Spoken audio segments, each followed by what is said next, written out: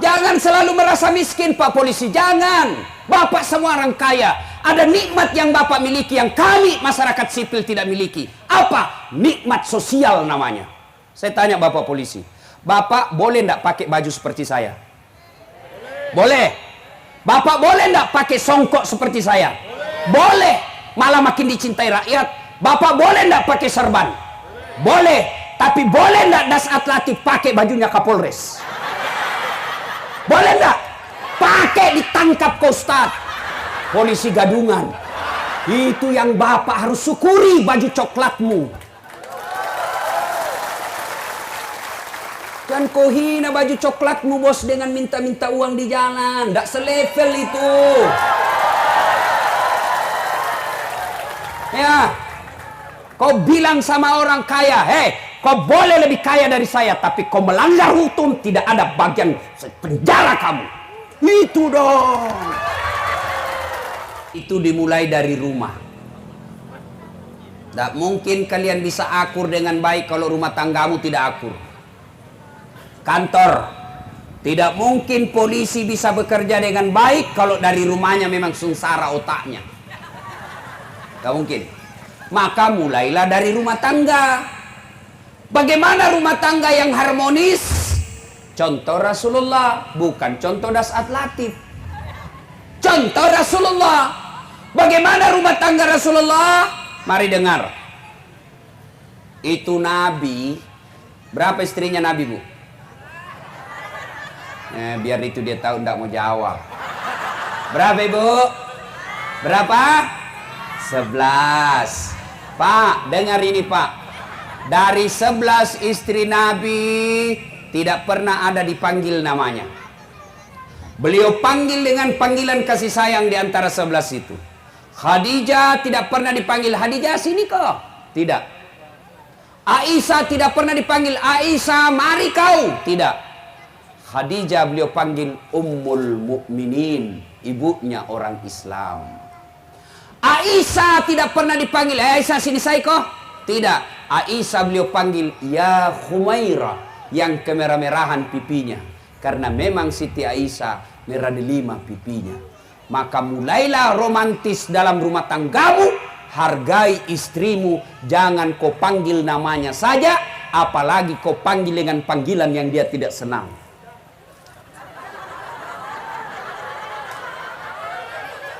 Panggillah istrimu. Wahai istriku yang termancung hidungnya. Dia bilang, saya bingung Ustaz. Soalnya istriku tidak mancung hidungnya. Ya kau lihatlah giginya. Giginya yang mancung Ustaz. Ya kau carilah alisnya kek yang tebal. Apa kek yang manis yang membuat dia senang. Wahai istriku yang tai lalatnya sebetar kelereng.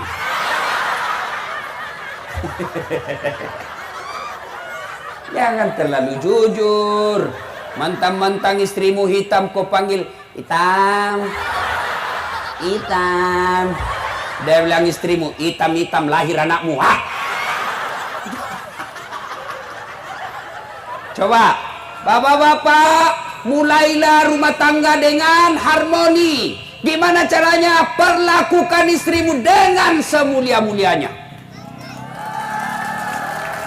Coba, dengar lagi. Nabi pulang ceramah. Malam, ketuk pintu.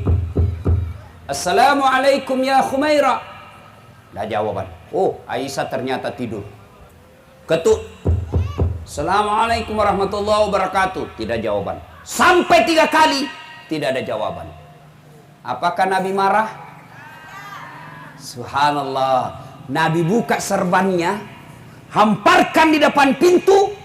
Beliau tidur beralaskan serban, rela kedinginan, padahal beliau manusia pilihan. Yang Allah jelaskan, Muhammad, andai bukan karena engkau Muhammad, saya tidak ciptakan dunia dan isinya. Beliau manusia mulia, tapi tidur beralaskan serban. Kenapa? Tidak mau mengganggu istrinya yang lagi pulas tidurnya. Begitu bangun istri beliau buka pintu, didapatnya Nabi. Apa Nabi marah? Tidak, Nabi mengambil tangan istrinya lalu berkata, adindaku sayang, maafkan saya karena saya terlambat pulang tadi malam sehingga saya tidak bisa memberikan kehangatan dalam tidurmu. Ayo, ini Nabi. Makanya bapak-bapak polisi hargai itu istrimu. Coba kalau kabar ops pulang ketuk pintu, woi get out, buka pintu. Coba itulah Rasulullah. Tidak mungkin kita bisa mengamankan persatuan di negeri ini kalau rumah tangga kita saja berantakan. Mau lagi tahu Rasulullah minum, beliau minum. Kalau minum, kasih lagi istrinya. Satu teguk, kasih istrinya. Hebatnya lagi, bekas bibirnya istrinya yang diminum. Kalau misalnya Aisyah minum di sini, Rasulullah pun minum di sini. Apa? Coba kalau kasat lantas. Dia minum bekas bibirnya istrinya. Bau betul mulutmu.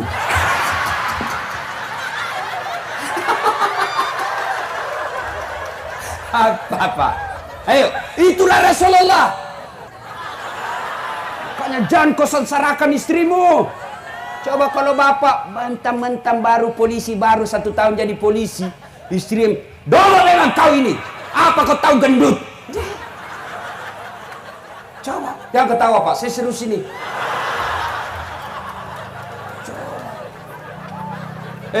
Bapak-bapak polisi, dengar ini.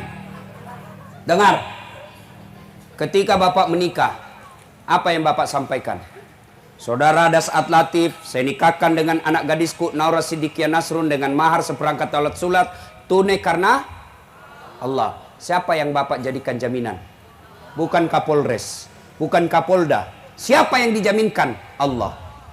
Kapolres saja kalau dibilang kau pergi koperasi ya pakai namaku, tapi jangan kau salah gunakan. Kau belanjalah pakai 1 juta. Ternyata bapak sampai di koperasi bapak bilang, komandan bilang 2 juta. Marah kan Pak Kapolres, kau salah gunakan amanahnya, dimutasi kau bos. Ini Allah yang kau salah gunakan namanya. Istrimu dihalalkan, Allah halalkan, kau temani tidur, kau terima anak gadisnya orang ready, ada matanya, ada giginya, ada kakinya. Build up. Coba.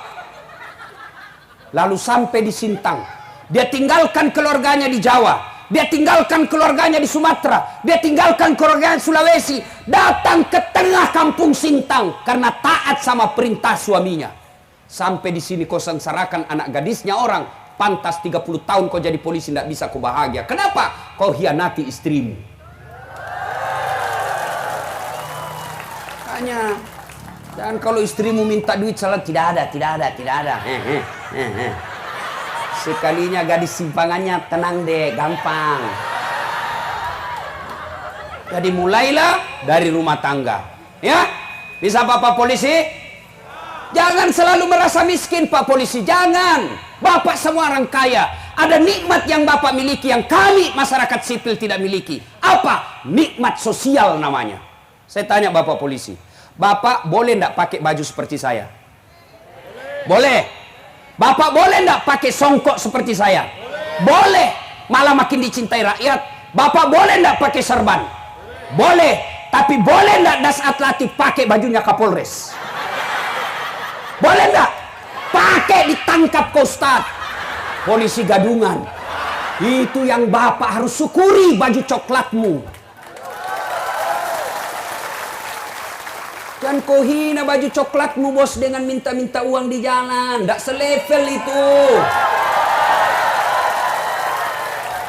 Ya. Kau bilang sama orang kaya, kau boleh lebih kaya dari saya, tapi kau melanggar hukum, tidak ada bagian penjara kamu. Itu dong. Benar Pak. Bapak kalau jadi penyidik, coba lihat. Bapak meskipun tamatan SMA, tapi penyidik biar profesor di depanmu, nggak bisa jalan akalnya. Nggak ada orang hebat di depan penyidik. Tapi kalau Bapak punya integritas, Jangan marah Pak. Jangan marah. Saya suruh kau undang Kak. Nah ya. Ibu mau punya suami seperti Rasulullah seperti tadi? Betul mau? Pertanyaan buat ibu, sudahkah ibu seperti istrinya Nabi? Tenang kok Pak, saya bela kok sekarang. Bagaimana suamimu tidak menghalalkan segala cara kalau kau tidak syukuri gajinya? Kau kira enak jadi polisi? Kau kira enak jadi polisi? Di jalan minum asap, dihina masyarakat, dimaki-maki masyarakat, sampai di kantor dimarah lagi sama komandannya. Tidak pernah benar. Siap salah komandan, siap salah komandan. Ditendang pantatnya, siap salah komandan. Sampai di rumah kau marah-marahi lagi. Dongok, kenapa kau tidak lawan? Apa mau dilawan? Nah dia Kapolres.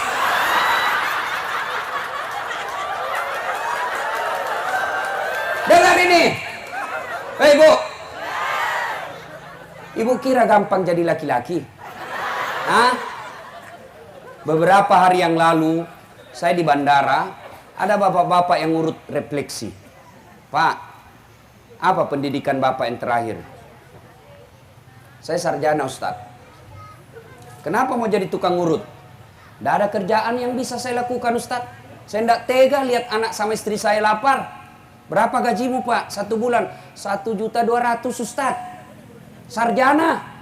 Dan dia rela ngurut kakinya orang. Dia malu di depan keluarganya menjadi tukang urut, tapi dia rela lakukan. Kenapa? Karena dia cinta sama kalian istri. Maka jangan kau hina suamimu. Hormati suamimu berapapun penghasilannya. Demi Allah kalian ditanggung dunia sampai di akhirat. Kalian tidak sholat tuh suamimu yang tanggung kalian di akhirat. Kalian tidak puasa tuh suamimu yang ditanya nanti di akhirat. Kalian tidak tanggung dosanya suami, tapi suami tanggung dosamu sebagai istri. Makanya jangan suka marah-marah. Bagaimana suamimu mau betah di rumah kau ngomel aja kerjanya?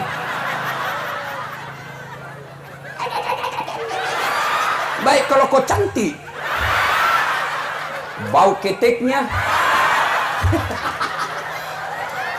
terdampak. Malam ini kita habisi ibu. Dan suka gomel, suaminya dijadikan tahanan kota. Baru 1 jam, di mana kau Pak? Ada di Polres. Di mana kau? Ada di dengar semua orang. Bikin malu-malu kau. Video call dulu. Lihat kau ini. Ini semua ini kelakuannya ini. Bu. Bu. Mau suamimu jadi polisi yang baik? Berawallah dari kalian. Kasih semangat. Dia pulang kantor, ada laporan dia dimarah-marahi, kau support dia. Sabar bang, memang begitulah jadi pegawai. Bapak syukur bisa polisi. Berapa banyak orang jadi pengangguran. Coba lihat temanmu yang SMA. Berapa banyak jadi pengangguran. Kalian alhamdulillah. Tenang bang. Begitu dia duduk, kau peluklah dia sambil menyanyi. Bila kamu di sisiku. Tenang perasaan suamimu. Dia capek, marah-marah. Kau peluk lagi. Insaflah. Ya. Hargai itu suami. Ya. Ibu tahu ndak enaknya jadi perempuan Islam? Ibu kalau ndak sholat, ndak puasa, suami dulu tuh yang ditanya di akhirat. Ditanya dulu. Itu lambat loading itu. Salatullah Salamullah ala toha Salatullah Salamullah ala yasin Hadijah Pulang Nabi terima wahyu, usia 40 tahun. Nerima wahyu, Iqra. Nabi menjawab, saya tidak bisa membaca. Iqra, tidak bisa membaca saya Jibril. Dipeluk sampai sesak napas. Pulang, menggigil Nabi, menggigil. Sampai di rumah, 3 hari 3 malam tidak pulang. Lalu Nabi berkata, istriku, saya kedinginan, selimuti saya.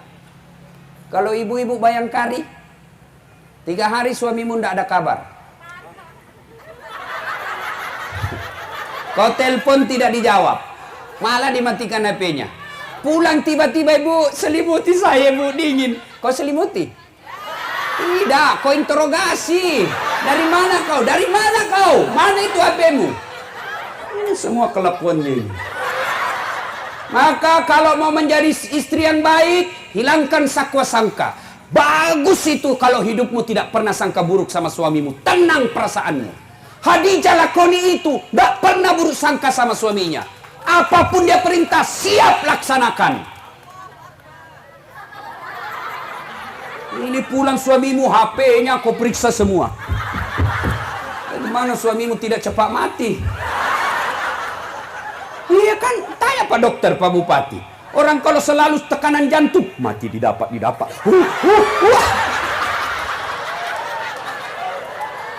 Maka sudahlah, tidak usah kau periksa HP-nya suamimu, tenang hidupmu. Terpaksa kau dibohongi karena kita jujur, kau marah, lebih kau dibohongi. Besok-besok kau tahu kau dibohongi, ya itulah takdir burukmu. Bu, suamimu kau telepon, tidak ada jawaban, sangka baik kau. Oh, suamiku lagi sholat duha. Tenang perasaanmu. Telepon lagi tidak jawaban.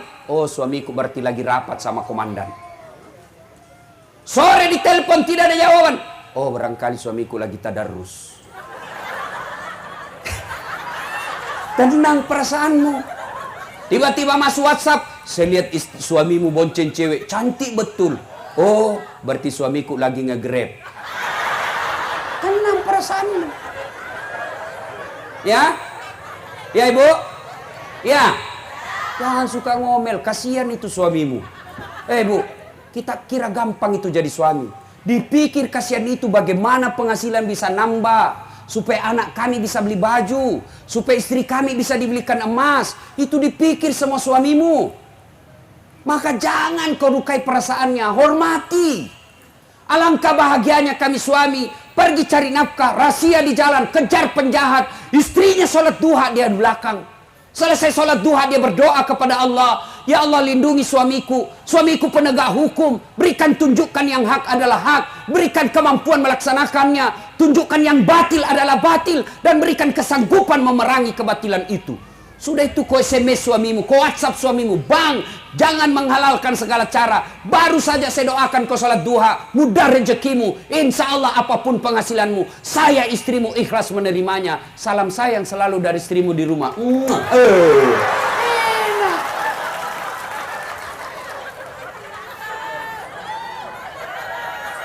Jangan ketawa, serius orang ini. Ya. Enak kan kalau kita pulang disambut masakan kesenangan suami. Maka kalau sifatmu baik, biar suamimu goda siapapun tidak tergoda. Kenapa? Punya bidadari di rumahnya. Kau suamimu pulang tidak pernah cantik. Nonton depan televisi angkat kaki, makan kacang. Remote dia kuasai, angkat ketek menguap. Tidur ngorok. Bagaimana kita tidak cepat mati? Hancur kok ibu. Nah ya, suami muliakan istrimu. Istri muliakan suamimu. Nah, faktor ketiga, didik anakmu dengan sebaik-baiknya. Ya, didik anakmu. Bagaimana caranya Ustaz? Pak, jangan bawa uang haram ke rumah. Kalau anak selalu makan uang haram, kata Nabi, maka jangan heran anakmu nanti besar selalu berpikir yang haram-haram. Begitu kau pensiun, siapa nak kasih kau urus, nak kasih masuk kau panti jompo. Begitu tinggi pangkatnya, tinggi jabatannya, kalian sudah pensiun, anakmu lebih takut sama istrinya daripada sama orang tuanya. Itu kalau uang haram kau kasih makan anakmu. Begitu kau pensiun, datang kau ke rumahnya, suamimu mulai cemas. Antara suami, antara ibu atau istri. Datang duduk, istrimu sudah bilang, dia tanya bapak suamimu, bapakmu, kapan datang pak? Baru nak, kapan pulang?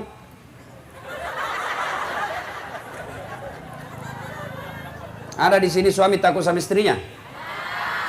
Ada? Berhenti kau jadi laki-laki. Apa mau takut? Nah gajimu semua diambil. Belum naik saja itu sudah dia tahu itu perempuan. Dia sekongkol dengan bendahara. Kerjasama tukang cicil-cicil. Habis kita laki-laki. Jadi Ustadz tidak takut sama istri. Ngapain saya mau takut? Cuma istriku lebih berani dari saya.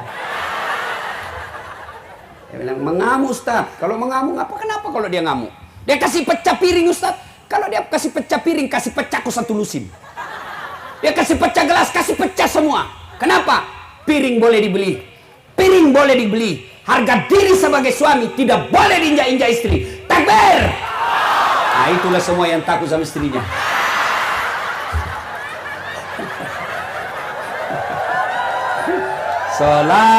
Salatullah. 2. Bagaimana dengan semangat kepada tetangga, saudara? Mau tahu perlakuan Nabi kepada tetangga?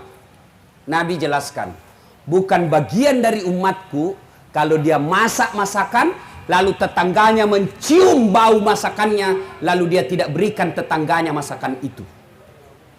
Coba. Nabi ajarkan, kalau kau memelihara tanaman, bapak nanam pohon, lalu pohon mangga itu nyebrang ke tetanggamu, dia nyebrang ke pagar tetanggamu, maka yang nyebrang halal dia makan tetanggamu, dan kau bukan lagi yang punya yang nyebrang.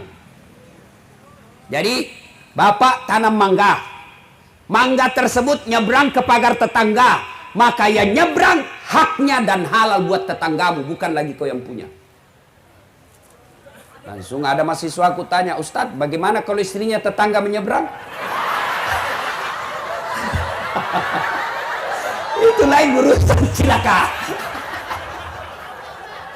Kau kena pidana itu. Ayo, itulah Rasulullah. Bapak mau, kalau mau ukhuwah persaudaraan kokoh di Sintang ini, syarat mutlak yang harus kita miliki pertama, pemaaf. Tidak bisa persaudaraan tumbuh tanpa pemaaf. Tapi coba Pak Polisi diludahi. Bisa kau diam?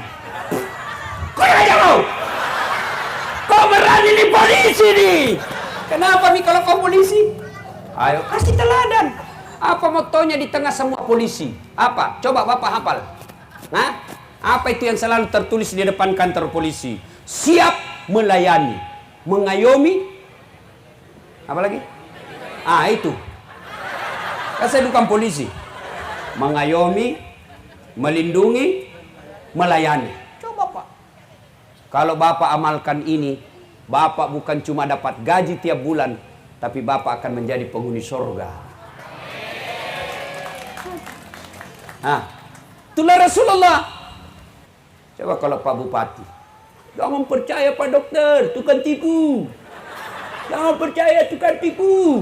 Panggil komandan Satpol PP, polisi setengah.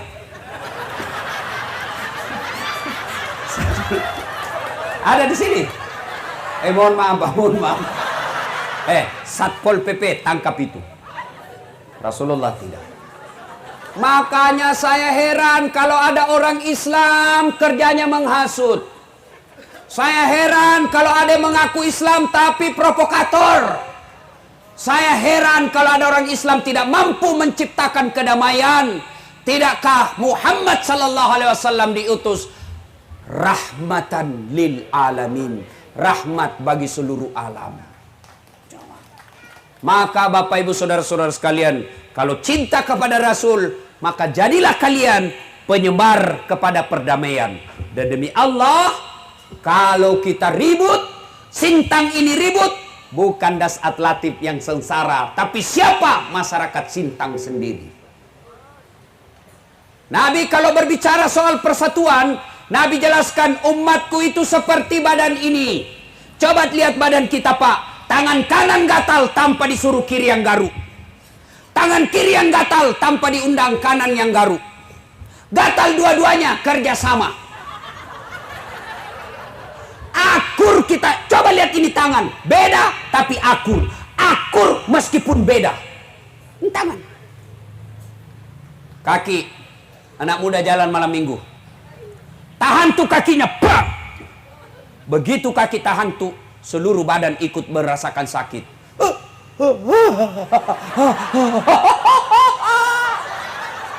Coba. Kakinya tahan tuh, mulut bertahan.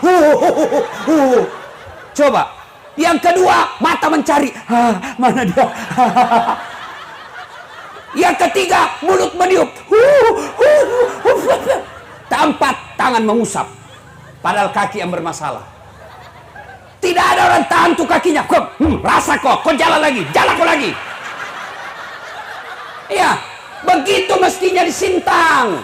Ada jadi bupati, ada jadi tentara, ada polisi, ada petani, ada politisi. Berbeda kalian punya kerja dan posisi. Satu tujuan, mengangkat citra dan kesejahteraan rakyat Sintang.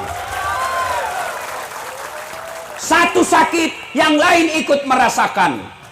Maka masyarakat Sintang berkata, jangan kau ganggu bupatiku. Kalau kau ganggu bupatiku, kami masyarakat Sintang kau hadapi. Polisi juga berkata, jangan kau ganggu rakyat Sintang. Rakyat Sintang kau ganggu, saya tembak kepalamu. Oh itu dong persatuan. Jangan politisi menghina rakyat. Rakyat memaki politisi. Kapan kalian senang? Bersatulah. Ya. Coba lihat. Hebatnya itu yang namanya persaudaraan. Banyak teman, murah rezeki. Saya selalu bilang begini, saya tidak banyak temanku, tapi temanku banyak. Temanku yang banyak uangnya. Saya tidak banyak uang, tapi banyak teman. Temanku banyak uangnya. Itu di Makassar, tidak pernah laku duit saya. Begitu saya ke pasar, baru turun dari mobil. Assalamualaikum Ustaz. Dalam hatiku, aman terkendali. Saya mau bayar, dia bilang, tidak usah Ustaz. Berapa Jin? Tidak usah Ustaz. Dalam hatiku, memang itu kutunggu. Saya ke Poltabes, Makassar, perpanjangan SIM. Keluar Pak Kapolres. Wassalam. Siap, Komandan. Ada apa Ustaz? Perpanjangan SIM, Komandan. Kasar lantas. Bantu ini Pak Ustaz. Yang kau lagi minta uangnya, dosa uang Ustaz kau makan. Selesai Pak. Ayo, banyak teman, murah rezeki, banyak teman, gampang selesai. Yang ketiga, banyak teman, gampang menang pilkada.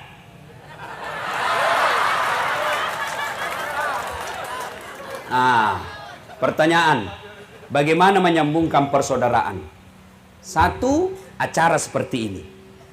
Menyambungkan persaudaraan. Coba kita lihat. Saya bilang sama Kapolres tadi, luar biasa Pak Kapolres ini. Hadir ketua-ketua adat dari Dayak. Hadir anggota DPR meskipun non-muslim. Ini hebat Pak. Kan enak kalau kita begini. Nyaman toh. Daripada kita membahas yang tidak ada Sudah, daripada kau bahas yang tidak mungkin bersatu. Sudah, lebih baik kau bahas yang membuat kita bersatu. Kan enak kalau begini. Masya Allah. Ada Bugisnya, ada Jawanya, ada Dayaknya. Bagaimana menyambungkan persaudaraan? Acara seperti ini. Yang kedua, belajar dari sholat berjamaah. Orang Islam kalau sholat jamaahnya baik, itu persatuannya kompak. Coba lihat sholat jamaah.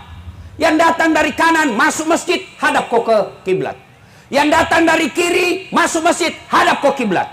Yang datang dari belakang masjid, masuk masjid, hadap ke kiblat. Tidak boleh masing-masing mau menghadap dari asalnya. Yang datang dari kanan menghadap ke kanan. Yang datang dari kiri menghadap ke kiri. Begitu kau ruku, bagus tentu pantamu. Iya toh? Coba, mau lagi lihat belajar di berjamaah. Coba lihat kalau kita berjamaah. Yang masuk masjid segala macam suku. Tapi begitu takbir, satu bahasa, bahasa sholat. Nggak boleh pakai bahasa masing-masing. Kacau sholatmu di masjid kalau kau pakai bahasa masing-masing. Yang jadi imam habaib dari Arab, takbir pakai bahasa Arab. Allahu Akbar. Makmum datang orang Bugis, pakai bahasa Bugis. Pungalau ta'ala malopo. Nyusul datang orang Banjar, dia takbir pakai bahasa Banjar. Allah ganal bujur.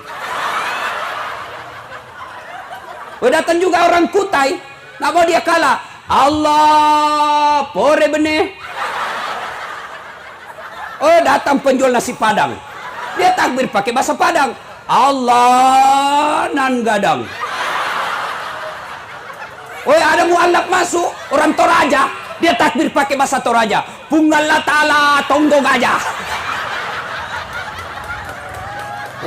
Ternyata terakhir polisi dari Jakarta, anak Betawi, dia takbir pakai bahasa gaul dari Jakarta. Allah gede banget gitu loh. Kacau toh. Maka belajarlah kalian, belajar kalian dari sholat jamaah. Maka kalau Sintang mau kokoh persaudaraannya, yuk Bupati hidupkan sholat jamaah. Ya, cuma yang mabot malas orang datang berjamaah itu salah satu sebabnya, satu, manajemen masjid tidak bagus. Pengumuman saldo kas 70 juta, air kencing kita mau kencing tidak ada airnya. Saldo kas 70 juta, karpetnya 7 Muharram tidak pernah diganti. Kita sujud tai cicak didapat. Itu ada juga itu pengurus masjid begitu. Ya. Yang kedua, bagaimana orang mau ke masjid? Tukang asannya menjengkelkan. Sudah tua.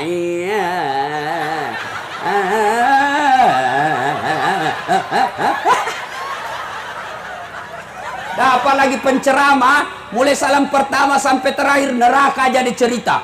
Kalau dibanting dilipat, Pak, tusuk pantakmu keluar di. Dia bilang anak muda, ndak usah ke masjid, kita takut. Ya. Apalagi sound system begitu kita takbir Allahu Akbar langsung storing. Kita mau perbaiki, belum selesai. Terpaksa 3 menit, 10 menit kita. Dapat lagi apa yang membuat malas ke masjid? Imam kadang-kala balik-balik sunnah Nabi. Ada juga ini imam yang kadang-kala kalau dia sendiri, kul-kul saja dia baca. Sekali dia imam, mulai mau takbir lama aja.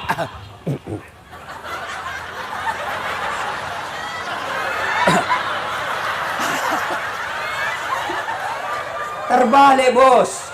Nabi bilang kalau kau jadi imam ringkaskan bacaanmu, jangan kau panjang-panjang. Itu sunnah. Kenapa diringkaskan? Satu, yang ikut itu tidak semua sama tingkat ketahanan fisiknya. Barangkali ada ibu-ibu yang asam urat tidak bisa lama berdiri. Barangkali ada juga anak muda yang mau sekali kentut. Barangkali ada polisi yang sepatu baru, dia lupa hilang sepatuku.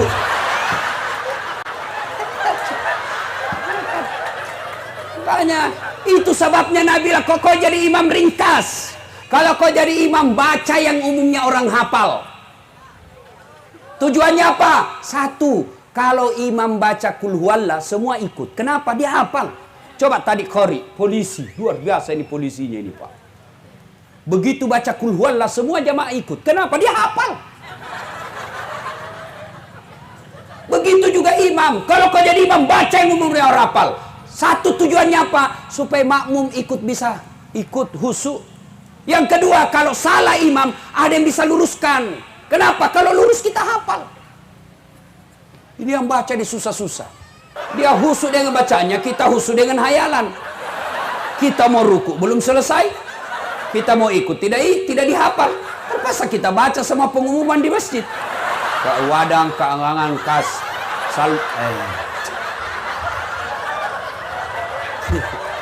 Sudah dibaca satu papan Pak, belum selesai, dibaca lagi apa? Kalender. Bayangkari Kabupaten Sintang, pengurus ketua, dibaca semua. Belum selesai juga imam, terpaksa apa? Dibaca lagi bajunya orang. Caleg DPR RI nomor urut 7, Partai Golkar. Semua dibaca Pak. Siapa salah? Siapa salah? Imam. Waktu saya masih sekolah di kampung, imam sujud lama betul, lama. Kenapa ini lama sekali? Gak biasanya. Tiba-tiba ada kawan saya diangkat kepalanya, langsung wih, hilang imam. Ternyata imam keluar dari pintu depan.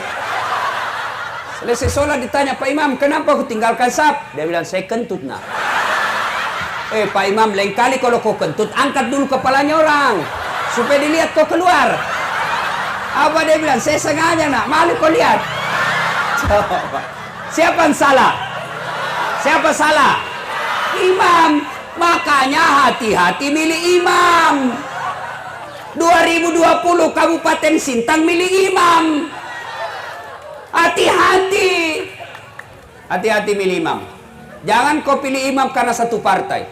Jangan kau pilih imam karena kau dikasih uang 300.000. Jangan. Perlu ini ibu-ibu sadar. Kau pilih anggota DPR hanya karena dikasih 500.000. Besok dia tidak datangi lagi. Tidak salah. Kenapa? Dia berkata, ngapain saya datangi kamu? Saya sudah kasih kau 500.000. Milih anggota dewan, milih bupati, itu bukan sekedar nyoblos, bukan sekedar kau dapat uang 300-500 ribu, tapi hukum ini harus dijalankan. Perda itu kita bernegara ini karena ada aturan. Kalau aturannya salah, maka kalian sengsara dalam hidupmu. Dan siapa yang bikin aturan? Itulah anggota DPR. Nah, biasanya kontraktor ini banyak di dekat-dekat bupati. Nah, maka Pak Bupati mawas dirilah. Biasa bupati baik, tapi kontraktor yang datang menghasut. Dan biasanya kontraktor ini mengambil alih tim sukses. Bukan dengan niat memilih pemimpin yang baik, tapi mendapat proyek setelah terpilih. Tapi insya Allah bupati kita tidak akan begitu. Nah, beliau dokter, luar biasa. Dokternya bukan dokter kaleng-kaleng. Dari UI Pak. Saya dulu tamat SMA mau sekali jadi dokter. 3 kali saya ikut UMPTN. Begitu maunya saya jadi dokter Pak Bupati, saya pinjam bajunya kemanakanku yang fakultas kedokteran. Lalu saya foto di depannya gedung kedokteran tertulis Fakultas Kedokteran UNAS. Pegang baju, pakai baju dokter. Hoax. Berita bohong. Begitu maunya saya jadi dokter. Saya malah lulus di Sospol. Ternyata saya tahu kenapa saya tidak lulus di dokter. Saya pulang kuliah terjadi tabrakan jalan perintis kemerdekaan. Berceceran darah di jalan. Saya turun tolongin orang tabrakan. Dia yang tabrakan, saya yang pingsan. Ternyata saya tidak bisa lihat darah. Sampai sekarang kalau lihat video-video yang baku tikam kayak pening saya mau muntah.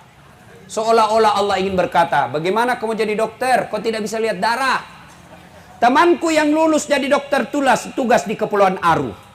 Beberapa saat yang lalu mau lebaran saya telepon. Kau pulang lebaran dok? Tidak. Rugimu itu jauh-jauh cari uang pegawai baru kau tidak bisa lebaran sama orang tuamu. Mahal tiket Ustadz. Bisa 60 juta kalau saya pulang Ustadz. Di mana kami dapat uang begitu? Dalam hatiku untung saya jadi Ustadz.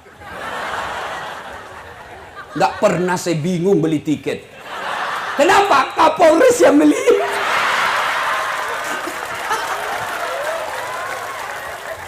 Saya tidak jadi dokter fisik seperti Pak Bupati, tapi saya jadi dokter psikis yang memberikan terapi bagi suami yang selingkuh dan istri yang sakit hati. Itu saya obati. Maka hikmahnya, Bapak polisi, jangan kau pernah sangka buruk terhadap pekerjaanmu.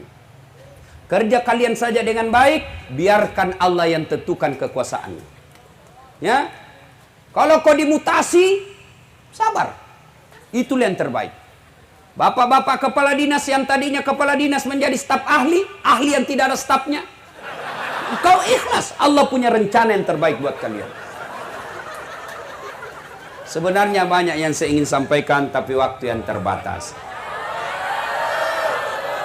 Lanjut. Memangnya saya bupati. Pak Bupati yang lanjut, bukan saya. Ya. Masih mau dengar ceramah? Belum puas? Memang mati saya kalau kasih puas ke semua ibu. Saya bukan laki-laki pemuas. Nah, maka berterima kasihlah kepada Pak Kapolres yang berupaya mendatangkan saya di tempat ini. Saya yakin Pak Kapolres orang baik. Kenapa? Beliau yang langsung menghubungi saya. Saya sering diundang Pak Polisi, tapi biasanya Kapolresnya bukan dia menghubungi saya, tapi paling disuruh Kasat Bimas hubungi. Tapi beliau langsung yang hubungi saya, nelpon, berWhatsApp. Berarti beliau mampu menempatkan diri, tidak sombong dan tidak angkuh. Kita doakan mudah-mudahan beliau sehat walafiat. Nah, karir diperbaiki. Semua yang hadir dimudahkan rezekinya insya Allah. Ibu-ibu pulang, jadilah istri yang baik, muliakan suamimu. Bapak-bapak pulang, muliakan istri. Insya Allah mulai dari keluarga, maka kita akan mendapat kebahagiaan dunia sampai akhirat. Demikian, mudah-mudahan ada manfaat. Jika masih mau dengar ceramah saya, silakan nonton Tablik Akbar Damai Indonesiaku TV One. Tadi ada, setengah 3 tadi. Tablik Akbar Damai Indonesiaku TV One setiap hari Sabtu atau Ahad. Cuma agak lama nunggunya, biasa 1 bulan, 1 minggu baru muncul. Maka ada yang gampang. Gimana caranya Ustadz? Ambil HP, buka YouTube. Tulis nama saya, Dasat Latif. Keluarlah ceramah saya yang lebih 1000. Silakan cari judulnya macam-macam. Sudah itu, jangan lupa kasih tanda begini. Like. Like. Sudah itu, jangan lupa subbreaker. Apa? Ya itu. Subbreaker. Jangan kau kasih begini, bos. Jangan kasih begini. Kalau kau kasih begini ceramahku, cari kau malaikat pencabut nyawa. Masa ceramah kau kasih begini? Ayat ini disampaikan, bos. Amar ma'ruf nahi mungkar, masa kau kasih begini? Kalau lagu dangdut bolehlah. Cuma cepat habis kota, 1 jam menguras kota. Maka saya sediakan namanya Cersi. Ceramah singkat. 1 menit saja. 1 menit. Gimana caranya Ustadz? Follow saya di Instagram. Dasat Latif 1212. Dasat Latif 1212. Sudah ku follow Ustadz, sudah ku tidak mau putar ceramahmu. Berarti masalahmu tidak ada kuota. Mudah-mudahan ada manfaat. Mohon doa Bapak Ibu supaya saya sehat, selamat perjalanan. Insya Allah selesai ceramah ini saya langsung balik ke Pontianak. Sebab besok mau lanjut ke Kabupaten Berau, Kalimantan Timur. Demikian, lebih dan kurangnya mohon dimaafkan. Nun wal kalam ya misrun. Billahi fisabilil haq. Assalamualaikum warahmatullahi